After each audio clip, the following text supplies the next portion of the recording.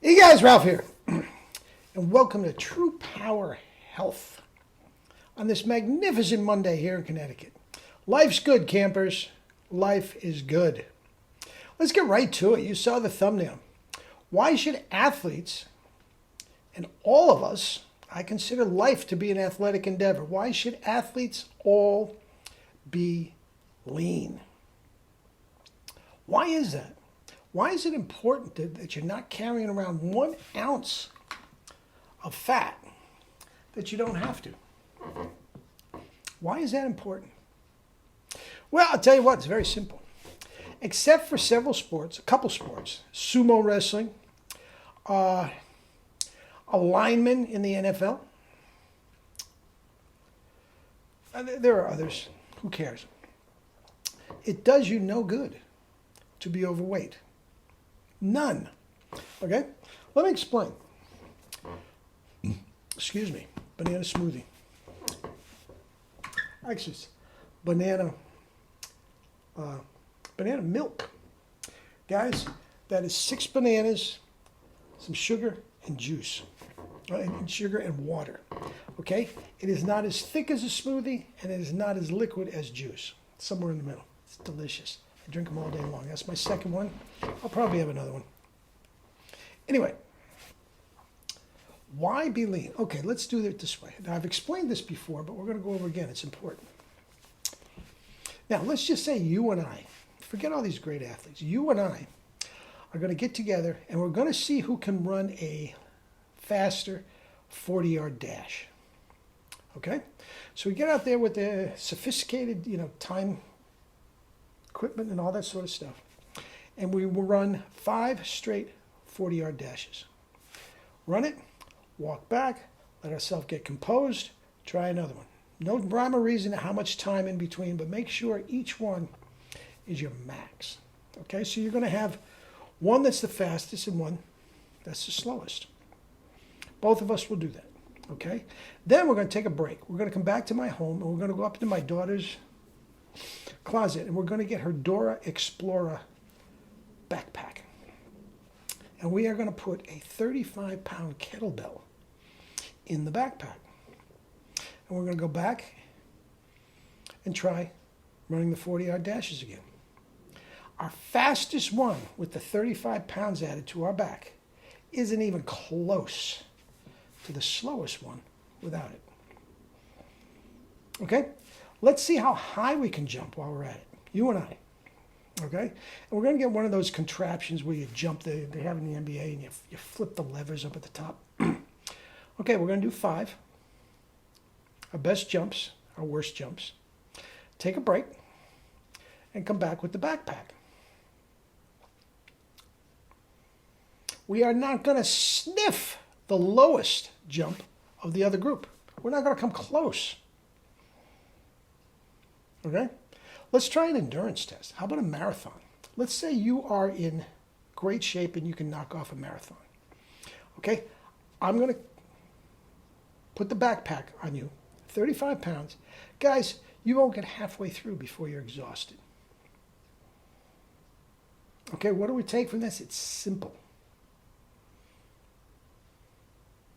The body has no way of knowing if you gained 35 pounds of complete solid muscle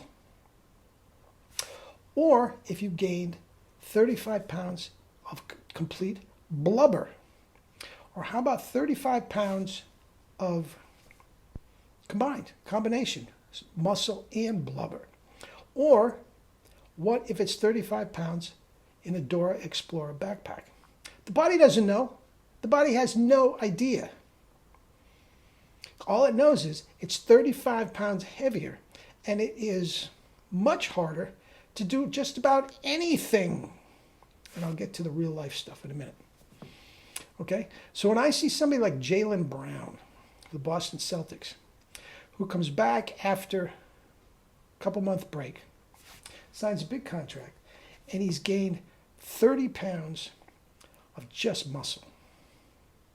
Okay? Now, we know how he did that. Okay? That's a different video. But we know how he did it in such a short period of time. It's just a fact. But I have to ask Jaylen Brown, why? Why would you gain 35 pounds muscle or otherwise? You can't run faster. It will make you slower. You can't jump higher, and you can't last as long. Why in the world would you do an extra 35 pounds? It makes no sense. Now, do I believe in unlimited strength, flexibility, and endurance? You bet. That's what my whole protocol is based upon. But I'm telling you what, you can be super strong, super flexible, and super endurance and not gain a muscle, and not gain a bit. Some of the strongest people on the planet, you can't find a muscle anywhere. All right? Guys, it's as simple as that. Now, as far as real life being an athletic endeavor, how about a man that has to get on the second floor real fast and has to sprint up 2 flights of stairs? You don't think that's a whole lot easier? 35 pounds lighter? How about a woman who's a stay-at-home mom, who has a baby in one of those backpacks in the front, okay? And she's down got a tub full of laundry that she's bringing up 2 flights of stairs. You don't think it's easy, 35 pounds less? Try it again and then put the backpack on. Guys, life is just easier if you are lean. Now, one more thing and I'll let you go and take this to the freaking bank.